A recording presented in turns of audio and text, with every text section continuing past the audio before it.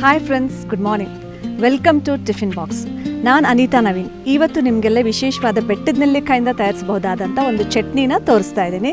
ಇದಕ್ಕೆ ಬೇಕಾಗಿರುವಂಥ ಪದಾರ್ಥಗಳು: ಹೆಚ್ಚಿರುವಂಥ ಬೆಟ್ಟದ ನೆಲ್ಲಿಕಾಯಿ, ಕಾಯಿ ತುರಿ, ಕರಿಬೇವು ಸೊಪ್ಪು, ಸಾಸಿವೆ, ಉಪ್ಪು, ಹಸಿಮೆಣಸಿನಕಾಯಿ, ಎಣ್ಣೆ ಮತ್ತು ಇಂಗು. ಫಸ್ಟ್ ನಾವು ಬೆಟ್ಟದ ನೆಲ್ಲಿಕಾಯಿನ ಬೀಜ ತೆಗೆದುಬಿಟ್ಟು ಚಿಕ್ಕ ಚಿಕ್ಕ ಪೀಸಾಗಿ ಕಟ್ ಮಾಡ್ಕೋಬೇಕು, 1 ಕಪ್ನಷ್ಟು. ಇವಾಗ ಬೆಟ್ಟದ ನೆಲ್ಲಿಕಾಯಿ ಸೀಸನ್ ಅಲ್ವಾ, ಹಾಗಾಗಿ ನೀವು ಬೆಟ್ಟದ ನೆಲ್ಲಿಕಾಯಿನ ತುರಿದುಬಿಟ್ಟು ನೆರಳಿನಲ್ಲಿ ಒಣಗಿಸ್ಬಿಟ್ಟು ಅದಕ್ಕೆ ಸ್ವಲ್ಪ ಉಪ್ಪು ಹಾಕಿ ಹಾಗೆ ಇಟ್ಬಿಟ್ಟು ಬೇಕಾದಾಗ ತಿಂತಾ ಇರ್ಬೋದು. ಇದು ಪಿತ್ತಕ್ಕೆ ಸಹ ತುಂಬಾ ಒಳ್ಳೆಯದು. ಇದಕ್ಕೆ ಒಂದು ಅರ್ಧ ಕಪ್ನಷ್ಟು ಕಾಯಿ ತುರಿ ಸ್ವಲ್ಪ ಹೆಚ್ಚಾಗಿ ಹಾಕಬೇಕು. ರುಚಿಗೆ ತಕ್ಕಷ್ಟು ಉಪ್ಪು, 4ರಿಂದ 5 ಹಸಿಮೆಣಸಿನಕಾಯಿ, ಆಮೇಲೆ ಸ್ವಲ್ಪ ಇಂಗು, ಒಂದು ಅರ್ಧ ಟೀ ಸ್ಪೂನಷ್ಟು.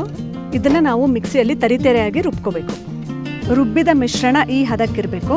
ಆದಷ್ಟು ನಾವು ಇದನ್ನು ತರಿತರಿಯಾಗಿ ರುಬ್ಕೊಂಡ್ರೆ ರುಚಿ ಹೆಚ್ಚು.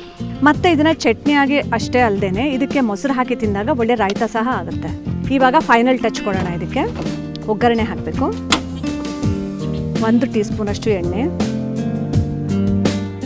ಎಣ್ಣೆ ಕಾದ ನಂತರ ಸಾಸಿವೆ, ನಂತರ ಕರಿಬೇವು ಸೊಪ್ಪು ಯಾವಾಗಲೂ ನಾವು ಯೂಸ್ ಮಾಡಬೇಕಾದ್ರೆ ಹೀಗೆ ಕಟ್ ಮಾಡಿಬಿಟ್ಟು ಹಾಕಿದಾಗ ಫ್ಲೇವರ್ ಜಾಸ್ತಿ ಆಗುತ್ತೆ. ಈ ಬೆಟ್ಟದ ನೆಲ್ಲಿಕಾಯಿನ ಸ್ವಲ್ಪ ಮಿಕ್ಸಿಯಲ್ಲಿ ನೀರು ಹಾಕಿಬಿಟ್ಟು ಪೇಸ್ಟ್ ಥರ ಮಾಡಿಬಿಟ್ಟು ತಲೆ ಬುಡಕ್ಕೆ ಹಚ್ಚಿದಾಗ ಹೇರ್ ಗ್ರೋತ್ ತುಂಬ ಚೆನ್ನಾಗಾಗುತ್ತೆ. ಕೂದಲು ಒಳ್ಳೆ ಶೈನಿ ಆಗಿರುತ್ತೆ ಮತ್ತು ಬಿಳಿ ಕೂದಲು ಸಹ ಬೇಗ ಬರಲ್ಲ ಅಂತ ಹೇಳ್ತಾರೆ.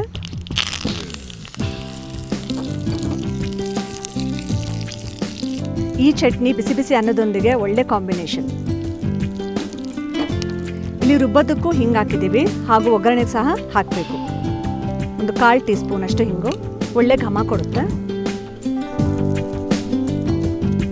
ಒಗ್ಗರಣೆನ ಚಟ್ನಿ ಮೇಲೆ ಹಾಕಬೇಕು. ರುಚಿಯಾದ ಹೆಲ್ದಿಯಾದ ಬೆಟ್ಟದ ನೆಲ್ಲಿಕಾಯಿ ಚಟ್ನಿ ಸವಿಯಲು ಸಿದ್ಧವಾಗಿದೆ. ನಿಮ್ಮ ಮನೆಯಲ್ಲಿ ಅನ್ನ ಸಹ ರೆಡಿಯಾಗಿದೆ ಅನ್ಕೊಂತೀನಿ. ಹಾಗಿದ್ದ ಪಕ್ಷದಲ್ಲಿ ಖಂಡಿತ ನೀವು ಈ ಚಟ್ನಿನ ಟ್ರೈ ಮಾಡಿ ಅನ್ನದೊಂದಿಗೆ ಸವಿಯಿರಿ. ಮತ್ತೆ ನಾಳೆ ಹೊಸ ರೆಸಿಪಿಯೊಂದಿಗೆ ನಿಮ್ಮನ್ನು ಭೇಟಿ ಆಗ್ತೀನಿ. ಅಲ್ಲಿ ತನಕ ನಮಸ್ಕಾರ.